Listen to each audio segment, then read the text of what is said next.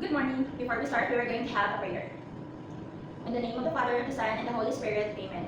Our Father, who art in heaven, hallowed be thy name, thy kingdom come, thy will be done, on earth as it is in heaven. Give us this day our daily bread, and forgive us our sins as we forgive those who trespass against us, and do not deliver us, but deliver us from evil. Amen. In the name of the Father. Good morning. I am Mrs. Angeline M. Bukanta, Master of Arts, major in Administrations and Supervisions. And now, this is my one other topic, Live Learning, Transforming Traditional Educations, or Reimagining How Students Learn. How we reimagine how students learn. First, we have from our traditional learning, we shift from passive to active learning. Not like before that we teachers who is the one who talk, who always the one who talk. But now we teachers as just a mentor to our students or that facilitator. If they have questions and they have questions or we need to enhance their explanation, is there we teachers are needed to changes traditional homework paradigm, emphasizes student-centered approach. So from teachers-centered to student-centered. Moving instructions beyond classroom walls. So it didn't stay in the four corner of our rooms, all the instructions, but it also, we have to leverage the digital technology so we can learn wherever we are, or what our time should, or any time we want to learn, or to enhance our learning. We also create flexible learning environments and extend learning opportunities. So introduces that this live learning introduces the transformative nature of learning, emphasizes how it revolutionizes traditional teaching methods by inverting conventional classroom and homework elements. What is flipped learning? Flipped learning is students learn content at home. What are those? Students learn content at home. They can watch instructional videos in YouTube and other educational podcasts, read prepared materials, complete initial learning tests, access content multiple times as needed. So they can access what content they're going to learn, even it is multiple times for them to really understand what lesson they have in school. We also have a class time for active learning. What are those class time for active learning? We teachers has to give them hands-on activities, group projects, problem-solving exercises, and applied learning opportunities. What are these applied learning opportunities? That they can apply it in a real-world situations. Teacher's guide. We also have a teacher's guide instead of lectures. We teachers, as what I said, that it is not a teacher-centered, it is a student-centered nowadays. So we teachers just facilitate the discussions. We also provide individual support, answers specific questions, and guide deeper understanding. So every lessons or tasks they are going to do, we teachers is just there to guide them, to facilitate or to provide individual support, as what I said, and we're just there to answer their questions or to enhance their answers. Technology enables self-paced learning. So why is it technology enables self-paced learning? And what are those? Visual lessons, online resources, they can get that from the technology. Digital platforms, they can have a digital platform so that for them to track or to put there what they are going to learn, and interactive tools. What are those interactive tools that they are going to use for their learning? And we have personalized instructions become possible. So what are those personal instructions become possible? Their individual attention, targeted interventions.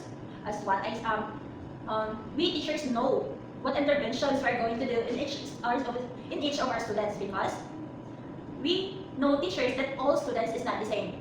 As what I said, every student has a different kind of learning pace. And now, students take ownership of learning. And why is it they say that students take ownership of learning? Because it is the students has the leverage to self-direct study, time management.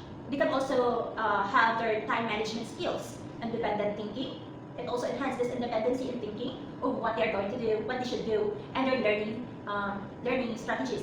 Personal responsibility. So they are owned by their own personal responsibility in doing homeworks, their academics enhancement. It is for them on how they um, on how they manage themselves or on how they guide themselves to have that responsibility in searching for knowledge. Maximizes face-to-face classroom time. And why is it?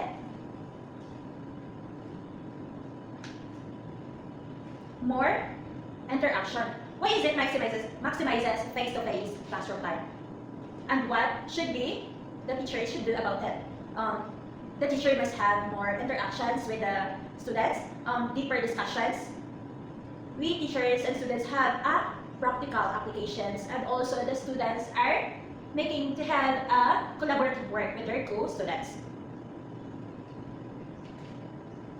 Now, benefits of flipped classrooms. What are benefits of flipped classrooms? First, students learn at their pace. So the students can learn at their own time, at their reading, at what time they want to learn at that.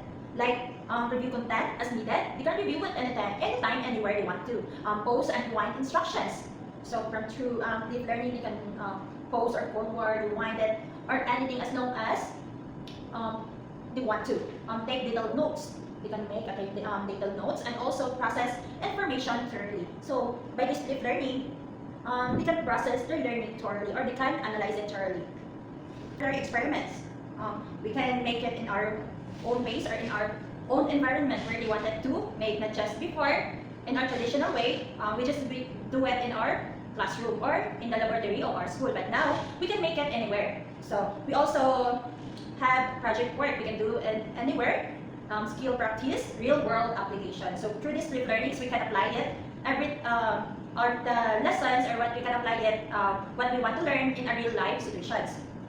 Increase student-teachers interactions opportunities.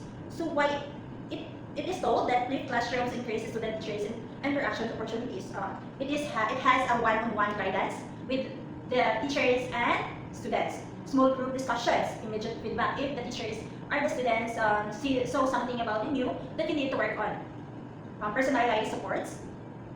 And it also has a better use of class time. So by the use of this flipped classrooms is that we can use we can have a better use of our class time because we can focus on complex concepts, address misconceptions. We can also have a deep learning activities. We can also have a collaborative projects with this flipped classroom activities or these flipped classroom styles.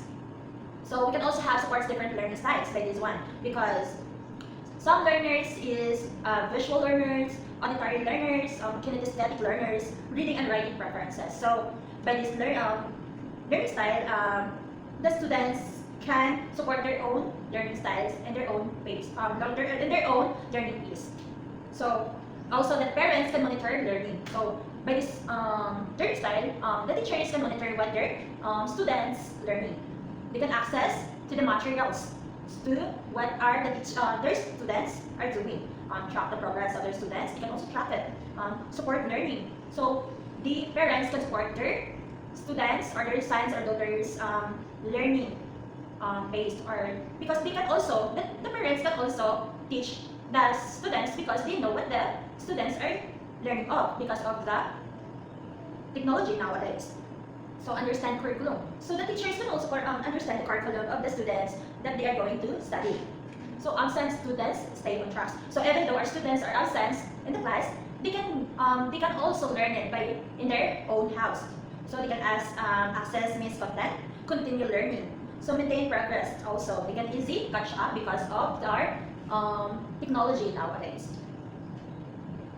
What are the essential tools for flipped learning? What are those tools that we use to? Video creation and editing softwares. What those softwares we are using for those that can make that we can make one. For video and creation and editing software, we can use the Screencast-O-Matic, Camtasia, iMovie, with videos. That's our some examples of the video podcast that they can use to, or the editing software that they can use to using in their education. Learning management systems. Why is it? Learning management systems is also what can be used for learning management systems. we can use a Google Classroom for a better communication. Like before in the time, even now we use Google Classroom because some of the schools or some of schools, even though if we have a bad weather conditions or in the time of the pandemic, we use Google Classroom. We use that Google Classroom to give lessons to our students. And we can use Canvas. What is the use of the Canvas? We can use it for editing, video presentations, making our projects, and etc. So it is a big help that we can use Canva. Even though I use Canva for my presentations. In class monitoring, so we can use it in class monitoring, project assessment, peer evaluations, and self-reflection. Right.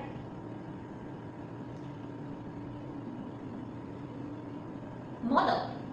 We can use Moodle and Schoology. And what is the online assessment tools that we can use too?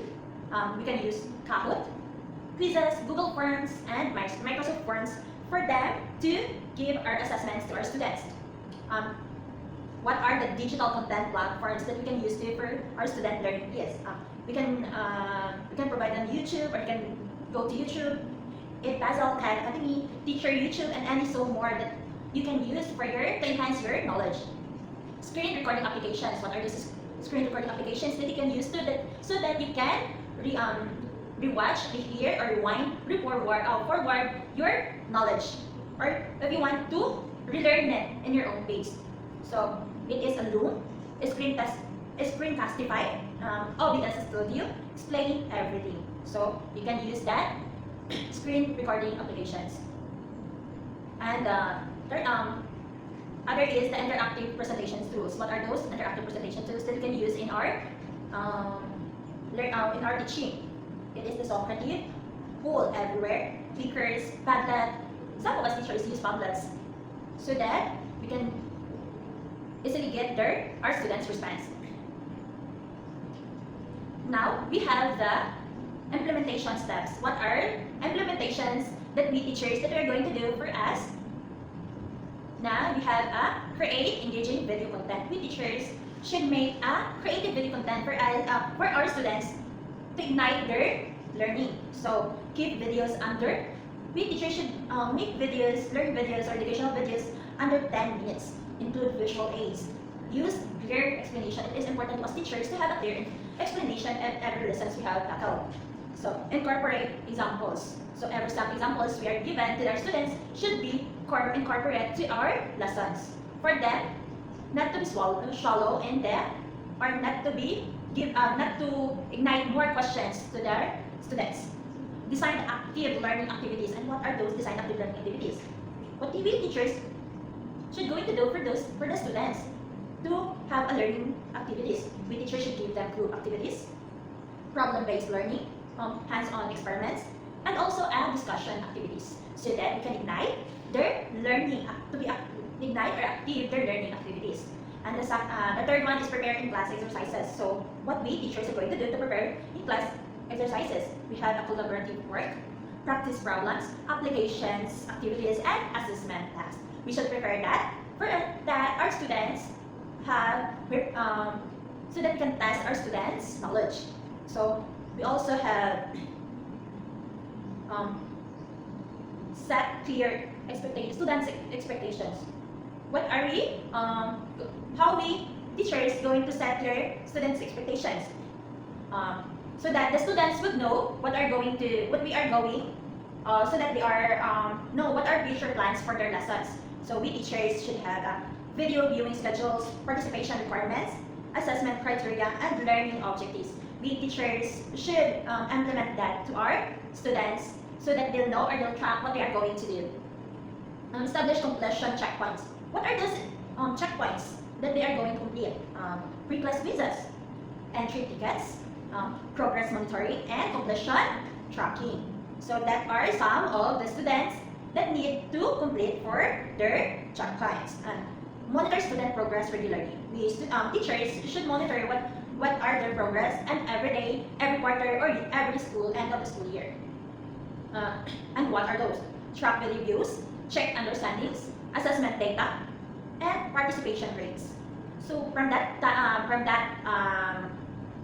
monitoring from that tracking by tracking them at that, we can see their progress.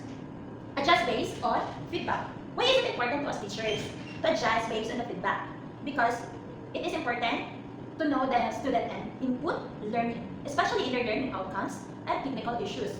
For those technical issues, we can improve it, and we teachers learn by it. And time management, we can also adjust by our time management. If And the next one is common challenges and solutions. What are the common challenges and solutions that we are faced in this flipped learning? Ensure all students have technology. So we cannot ensure that all students has the capacity to have gadgets. So we so my my proposed idea of the solution is to have device building programs, internet access solutions, school resource centers, and alternative formats. So that the students can cope up with the innovative world of our technology, or so that they can cope up with the innovative educations. Create backup learning plans. So what are the backup learning plans we teachers should do? Offline resources. What are those offline resources? The modules.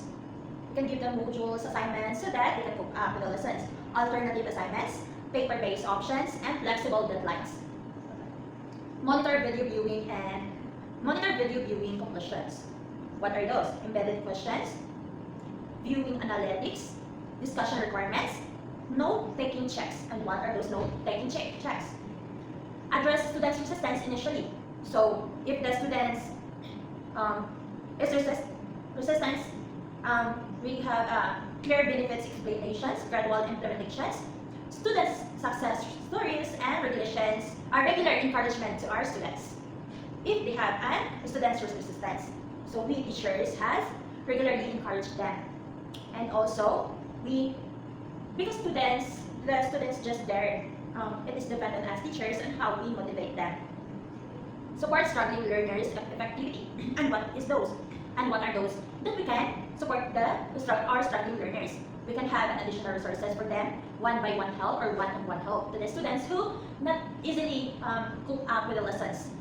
Peer tutoring, modified content. So we can modify the content that they are not good to, so that they can teach on that.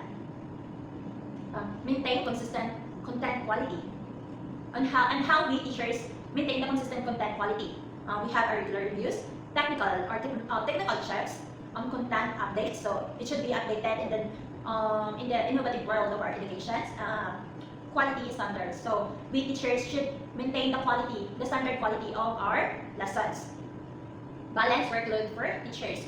How we teachers balance our workloads. So it is contain creation schedule. So we teachers, so that we can balance our workload, we teachers can abide our work schedule or the schedule of our work. Resource sharing. So if you know your coworkers has their sources of this, you can ask them for help or ask for their assistance. Team collaborations, time management. We teachers should know how to manage our time. What are the best practices for success?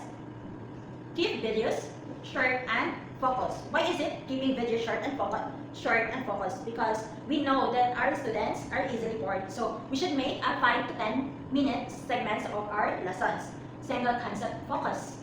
Clear learning objectives, so that the students should know what they are going to learn. Engaging delivery. So we teachers should not stay there just to say or to give them their lessons. We should know. We should have an interactive lessons for them to ignite or to motivate to learn. Include interactive elements regularly. How we include interactive elements regularly? By asking questions throughout the lessons, practice problems, discussion prompts. So, and also have an activity breaks, so that we can have an interactive elements of our lessons. Now we have the check understanding before class. What are the check understanding before class? We should have, and what are those ways so that we can check the understanding or the stock knowledge of our students? We should have a pre-class quizzes, discussion post, reflection questions, and entry tickets. We also have and plan engaging in class activities. What are those? Why is it, and what are those that can give or provide clear learning objectives to your students? Group work,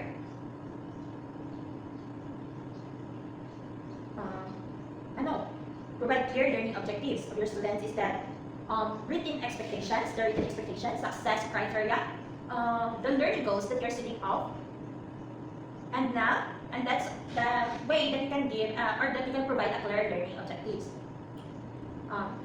And now we are going to talk about that give regular constructive feedback. And what are those give regular constructive feedback?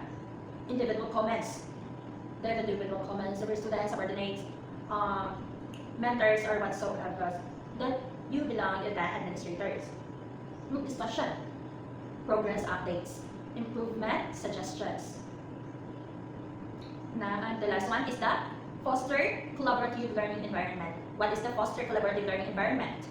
Peer teaching, group projects, class discussions, and team activities. That's are the best practices for success for us teachers to have a success. And that's all. Thank you.